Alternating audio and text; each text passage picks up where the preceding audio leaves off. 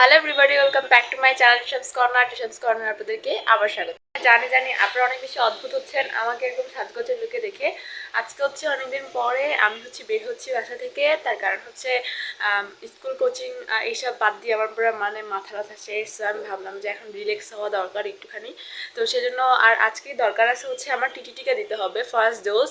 So that's why আমি যাচ্ছি হচ্ছে মোস্তফা হাকিমের মেডিকেলে টিকাটা দিতে, ভ্যাকসিনেশন করতে। আর হচ্ছে যে যাবো হচ্ছে কবিল্লা ধাম মন্দিরে। সো ভাবলাম আপনাদের সাথে কেননা শেয়ার করি আজকের দিনটা পুরোটা আপনাদের সাথে শেয়ার করব। সো দেখতে থাকেন। এখন বাজতেছে ঘড়িতে 12টা, আর আমি হচ্ছে 12টা বাজে বের হয়েছি। কারণ হচ্ছে আমার সকালবেলা ঘুম থেকে উঠে একটু লেট হয়েছিল। আর শাওয়ার টাওয়ার নিয়ে বের হইলাম, দেখেই তো বুঝতে পারতেছেন মাথায় তেল দেওয়া ছিল, তো শ্যাম্পু নিতে লেট হইলো। দেন হইলো যে মন্দিরে যেহেতু যাবো একটু তো পরিষ্কার পরিচ্ছন্নের ব্যাপারটা আছে, তো সেই জন্য অনেকদিন পর নতুন করে বের হয়েছি। গলায় কিছু একটা দিলে ভালো লাগতো, খালি খালি। সেদিনের পুরো সময়টা আমাদেরকে অনেকবার গাড়ি চেঞ্জ করতে হয়েছে। আমরা যে রিক্সা করে গেলাম, দেন আমাদেরকে টেম্পোতে উঠতে হয়েছে, তারপর আমাদেরকে হেঁটে যেতে হয়েছে। হেঁটে যাওয়ার পরে আমরা যে মোস্তফা হাকিম যে কলেজ আছে সেখানে পৌঁছাইছিলাম। অ্যান্ড দেন সেখান থেকে আবার হইলো যে টেম্পোতে উঠে কবিলা ধামে এসেছিলাম। দেন একটু বেশি দুপুর হয়ে যাচ্ছিলো, লেট হয়ে যাচ্ছিলো। দ্যাটস ওয়াই আমার মা আবার কৈবল্য ধামের একদম যে রাস্তার উপর থেকে কৈবল্য ধাম মন্দির গেট পর্যন্ত আবার রিক্সা নিয়েছে। সো আবার ওই রিক্সা শেষ করে আবার যখন আমরা কৈবল্য ধাম কাজ শেষ করে চলে আসতেছিলাম, দেন আমরা আবার রিক্সা নিয়েছি বাসায় আসার জন্য। একটুখানি হাঁটতেও হয়েছে। সো বলতে গেলে অনেক আর কি চেঞ্জ করতে হয়েছে আমাদেরকে ট্রান্সপোর্টটা। আর যে করোনার সময় করোনার যে সেকেন্ড ডোজটা দেওয়ার জন্য মোস্তফা হাকিম কলেজে যাওয়া হয়েছিল। আর আরেকবার মেবি ব্লাড টেস্ট করানোর জন্য যাওয়া হয়েছিল, তাও 3-4 বছর আগের কথা বলছি যেহেতু। সো 3-4 বছর পর আবার গেলাম। আমার যে উপরে ওঠা হয় নাই, আমার টিকাটা মারতে হয়েছিল 3য় তলায়। তো আমার উপরে ওঠা হয় নাই কখনোই, ফার্স্ট টাইম উঠেছি। সো ওখানের আর কি অনেক বড় অনেক স্পেস, অনেক আর কি জায়গা আছে। তো ওখানে সব যে ছোট বাচ্চারা যাদের 1 বছর হয় নাই, 1 বছর হওয়ার আগে বাচ্চাদের অনেক রকম ভ্যাকসিন দিতে হয়। সো ওখানে বেশিরভাগ যে পেরেন্টসরা এসেছিলো তাদের ছোট বাচ্চা নিয়ে। ওখানে শুধু আমি একজন ছিলাম যে টিটি টিকা দেবো, আর বাকি সবাই আর কি বাচ্চা কাচ্চা নিয়ে এসেছে। সো ফার্স্ট টাইম আমি যেহেতু এরকম ইঞ্জেকশন দিলাম অনেক বছর পর, লাইক ছোটোবেলার ভ্যাকসিনেশন করার পরে আমার ইঞ্জেকশনের ধারে কাছে যাওয়া হয় নাই এবার। সো আমার প্রথম ইঞ্জেকশনটা দেওয়ার পর আমার এক্সপিরিয়েন্স যে আমি নার্ভাস ছিলাম অবভিয়াসলি। সো যখন উনি ফার্স্ট টাইম আমার টিকাটা যতটুকু উনি ইঞ্জেকশনটা আমার শরীরে পুশ করছে আমার ততটুকু খবর হয়েছে সিরিয়াসলি। অ্যান্ড এটা আমার 1-2 মিনিট পরে ইঞ্জেকশনের যে ফর্মুলাটা সেটা আমার শরীরে ইনটেক হওয়ার পরে 1-2 মিনিটের মধ্যে আমার হাত এত ব্যথা যে আমি আসলে হাত নাড়াতে পারছিলাম না। আমার সেদিন অনেক ব্যথা ছিল, না পা খেয়ে নিতে বলেছিল ওরা। বাট কোনো প্রবলেম হলে দুম করে ওষুধ খাওয়াটাতে আমি খুব একটা বিশ্বাসী না। সো আমি সেজন্য খাই নাই যদিও, বাট আমার 3 দিন ভালোই ব্যথা ছিল। সো আমার ফ্রেন্ডের শুনলাম সেকেন্ড ডোজ, ওরা সেকেন্ড ডোজ দিচ্ছে, আমি ফার্স্ট ডোজ দিচ্ছিলাম। সো আমার ফ্রেন্ডের দেখলাম যে সেকেন্ড ডোজ দেওয়ার পর 2-3 জনের গায়ে মোটামুটি জ্বর আসছে। বাট আমার যে ফার্স্ট ডোজে প্রচুর ব্যথা ছিল আর কি শরীরে। সো এই যে দেখতে দেখতে আমি মন্দিরে চলে এসেছি। এখানে আমার মা মোমবাতি, আগরবাতি যেগুলো লাগে আর কি মন্দিরে ধূপকাঠি জ্বালায় দেওয়ার জন্য, সো সেগুলো আর কি কেনাকাটা করছিল।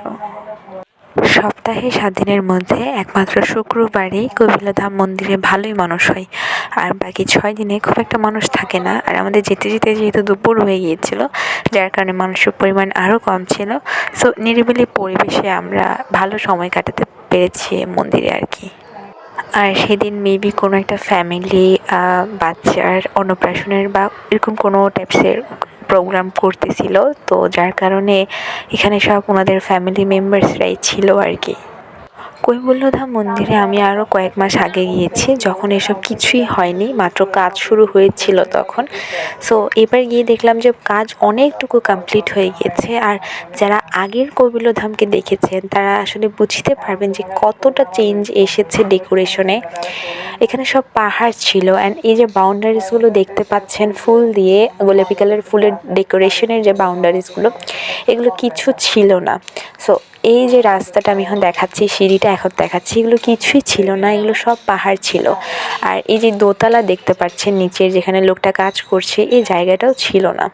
এখানে যে কালারগুলো দেখতে পাচ্ছেন, সিঁড়ির কালারটা বাদ দিয়ে বাকি আশেপাশে যে কালারগুলো দেখতে পাচ্ছেন, এগুলো কিছুই ছিল না। তাহলে চিন্তা করেন কতটা পরিবর্তন এসেছে কয়েক মাসে।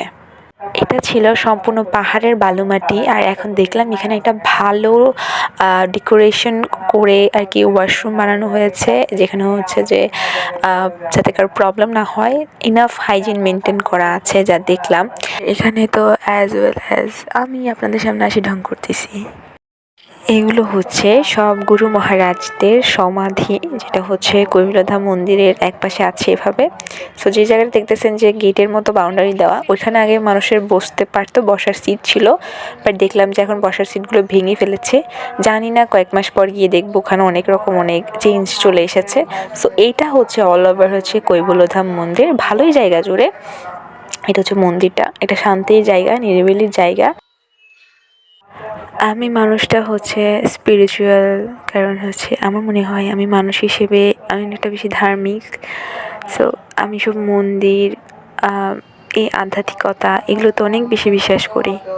তাই যখন আমার অনেক বেশি মন ভার হয়ে থাকে, মন খারাপ হয়ে থাকে, এমন অনেক সময় থাকে যে মন খারাপ কিন্তু কারোর সাথে কিছু শেয়ার করার ইচ্ছা নাই, কোনো কাজ করার ইচ্ছা করে না, কোনো কিছু ভালো লাগে না, ফোকাস থাকে না লাইফে, অনেক বেশি মেন্টাল ব্রেকডাউন চলে, তখন আমি প্রেফার করি যে মন্দিরে গিয়ে নিরিবিলি একা বসে থাকবো। অ্যান্ড ট্রাস্ট মি, এটাতে অনেক বেশি রিলিফ পাওয়া যায়। আমি বলবো যারা অনেক খারাপ সময়ের মধ্য দিয়ে যাচ্ছেন, বা এমন সিচুয়েশনের মধ্যে দিয়ে যাচ্ছেন যেখানে আপনি কাউকে নিজের সিচুয়েশনটা বোঝাতে চাচ্ছেন না বা বোঝাতে পারছেন না, নিজে সাফার করছেন, আমি বলবো যে কারো কথা না ভেবে, কিছু না ভেবে, জাস্ট হাতে 1-1.5 ঘন্টা সময় নিয়ে এভাবে মন্দিরে গিয়ে নিরিবিলি বসে থাকেন, আপনি কনফার্ম রিলিফ পাবেন, এটা মনে শান্তি পাবেন। আমি হচ্ছে এখানে মন্দিরে মোমবাতি আর আগরবাতি জ্বালিয়ে একটুখানি প্রণাম করে নিয়েছিলাম।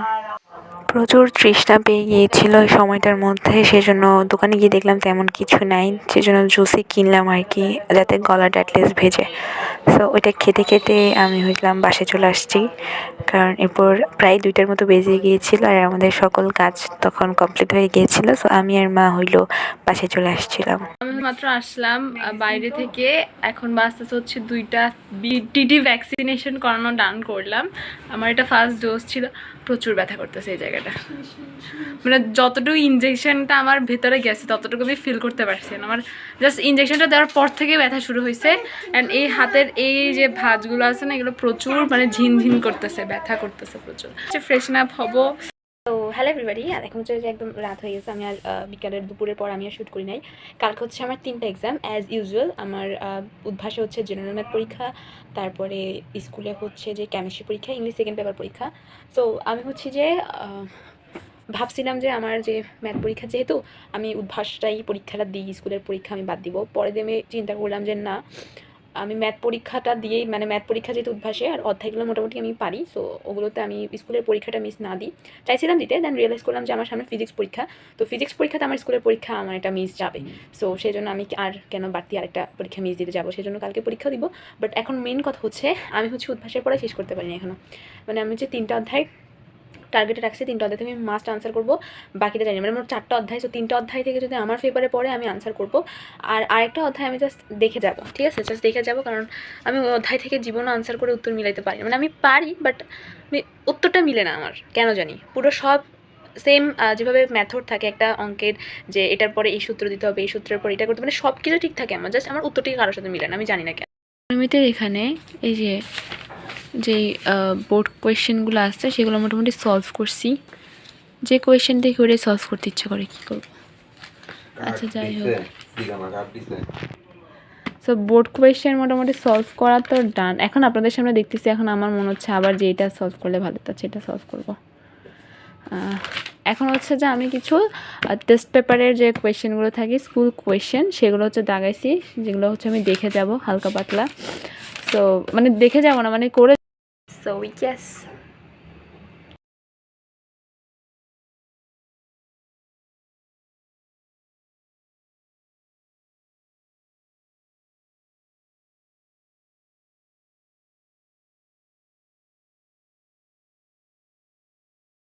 আমাদের মধ্যে একজন আমার লাস্ট ভিডিওতে কমেন্ট করেছো যে এমসিকিউ কীভাবে পড়বো, বা এমসিকিউ পড়লে ভুলে যাই। শোনো, এমসিকিউ তুমি মুখস্থ করতে পারবে না। এমসিকিউ আমাদের ম্যাম ছিল একজন, তিনি সবসময় বলতো যে এমসিকিউ মুখস্থ করার বিষয় না, এমসিকিউ হচ্ছে প্র্যাকটিস করার বিষয়। তুমি বোর্ড ওয়াইজ বলতেছি, চ্যাপ্টার ওয়াইজ এমসিকিউগুলো রিভিশন দাও, দেন তুমি চ্যাপ্টার ওয়াইজ প্রত্যেকটা চ্যাপ্টার ধরে ধরে এমসিকিউ করো। এমসিকিউ করার পর যে এমসিকিউগুলো তোমার মনে হবে যে এগুলো অনেক ট্রিকি, বা এগুলো মুখস্থ রাখতে হবে, বা হচ্ছে যে এগুলো অনেক বোঝার বিষয় আছে, বা এগুলো পরীক্ষাতে আসতে পারে, সেগুলো তুমি কী করবে, রেড কালারের পেন দিয়ে মার্ক করে রাখবে, বা যে কোনো কালার যেটা তোমার চোখে পড়বে, ব্ল্যাক বাদে যে কোনো একটা কালার দিয়ে হচ্ছে তুমি মার্ক করে রাখবে। তারপরে গিয়ে তুমি হচ্ছে একদম টেস্ট পেপার সলভ করা বা বোর্ড সলভ করা, যেগুলো আমরা বলি যে লাস্টের দিকটা একদম আমরা টেস্ট পেপার সলভ করি। সো তখন তোমরা হচ্ছে ওই টেস্ট পেপার সলভ করবা। সলভ করতে যাওয়ার আগে ওই প্রিভিয়াস চ্যাপ্টারগুলোতে তুমি যেইগুলো ইম্পর্টেন্স দেখে তুমি মার্ক করে রাখছিলা, ওগুলো একবার চোখ বুলে যাবা। তো তুমি দেখবা যে তুমি ওখান থেকে 4-5টা কমন পাই যাচ্ছ। আর তুমি যখন এরকম বারবার টেস্ট পেপার সলভ করতে যাবা আর বারবার তুমি প্রিভিয়াস চ্যাপ্টারগুলোতে চোখ বুলাই আসবা, অটোমেটিক তোমার এটা মনের মধ্যে গেঁথে যাবে। তুমি যদি এতে অ্যাপেল, বিতে বল এভাবে করে এমসিকিউ মুখস্থ করতে চাও, 1 নঙে 4, 2 নঙে 3 এভাবে যদি মুখস্থ করতে চাও, জীবনে মুখস্থ করতে পারবে না। সো তুমি যতবারই টেস্ট পেপার সলভ করতে যাবা, ততবারই হচ্ছে তোমার প্রিভিয়াস চ্যাপ্টারে তুমি যে এমসিকিউগুলো যেগুলো ইম্পর্টেন্ট দেখে তুমি মার্ক করে রাখছিলা, সেগুলো তুমি হচ্ছে চোখ বুলাই যাবা। সো ওগুলো মুখস্থ করবা না, জাস্ট দেখে যাবা। সো তুমি যখন দেখে যাবা, ওই দেখতে দেখতে তোমার একটা স্মরণে চলে আসবে। সমাজ, ধর্ম, এই দুইটা সমাজ, ধর্ম, ঠিক আছে, এই দুইটার ক্ষেত্রে মাস্ট বই রিডিং পড়া। আমি জানি না, অনেকে বলে বাংলার জন্য বই রিডিং পড়তে। আমি আজ পর্যন্ত বাংলার জন্য এমসিকিউ বই, মানে মেন বই, টেক্সট বই রিডিং পড়ে কোনো ফায়দা পাই নাই। আর হচ্ছে যে বাংলা ফার্স্ট পেপারের জন্য তোমরা হচ্ছে সৃজনশীল প্রশ্নগুলো ভালোভাবে দেখবা। তারপর হচ্ছে জ্ঞানমূলক প্রশ্নগুলো, অনুধাবনমূলক প্রশ্নগুলো। আমার লাইফে আমি বাংলা ফার্স্ট পেপারের ক্ষেত্রে সৃজনশীল, জ্ঞানমূলক, অনুধাবনমূলক প্রশ্নগুলো পড়ে সব থেকে বেশি এমসিকিউ কমন পাই। আমার ওই বই পড়ার থেকে আমার মনে হচ্ছে তুমি যে প্রশ্নগুলো পড়তেছো, বাংলা ফার্স্ট পেপারের কথা বলতেছি, যে প্রশ্নগুলো পড়তেছো সেটা একটু ভালো মতো মন দিয়ে পড়ো, দেখবা ওইখান থেকে তুমি সিকিউ কমন পাবা, এমসিকিউ কমন পাবা। এটা আমার ক্ষেত্রে অনেক বেশি কাজে দেয়। আর বায়োলজির ক্ষেত্রে তোমরা হচ্ছে যে যে আমাদের থাকে না, ধরো কোষ প্রাচীর একটা টপিক, কোষ প্রাচীরের উদাহরণ দেওয়া থাকে না, যে কোষ প্রাচীর, কার শরীরে কোষ প্রাচীর কী নিয়ে গঠিত, তাই না? যেমন ছত্রাকের কোষ প্রাচীর হচ্ছে কাইটিন নিয়ে গঠিত। সো এই যে ছত্রাকের কোষ প্রাচীর কাইটিন নিয়ে গঠিত, বা কাইটিন হচ্ছে ছত্রাকের মধ্যে থাকে। বায়োলজির ক্ষেত্রে তোমরা চেষ্টা করবা যে যে টপিকগুলো দেওয়া থাকবে, টপিকের নিচে যে উদাহরণগুলো দেওয়া থাকবে, সেই উদাহরণগুলোতে ফোকাস করার জন্য, তাহলে সেখান থেকে তোমরা এমসিকিউ কমন পেতে পারবা। আমি আমার প্রত্যেকটা ভিডিওতে তোমাদের যে কমেন্টগুলো পাই বা তোমরা যে কোয়েশ্চেনগুলো আমাকে করো, আমি চেষ্টা করি যে নেক্সট ভিডিওতে সেগুলো আর কি আনসার করে দেওয়ার বা সলভ করে দেওয়ার, যাতে তোমাদের উপকার হয়। কারণ আমি আপলোড দিচ্ছি ভিডিওটা, তোমাদের থেকে অনেক কিছু শিখি। আমি চাই যে আমার এই 15-10 মিনিটের ভিডিও দেখে তোমরাও কিছু না কিছু শিখতে পারো, কিছু না কিছু জানতে পারো। নাহলে শুধু তোমরা আমার ভিডিওর পিছনে 15 থেকে 10 মিনিট কেন লস করবা? প্রত্যেকটা ভিডিওতে আমার থেকে কিছু না কিছু জানতে চাও, সেটা আমার বেশি ভালো লাগে। So thank you.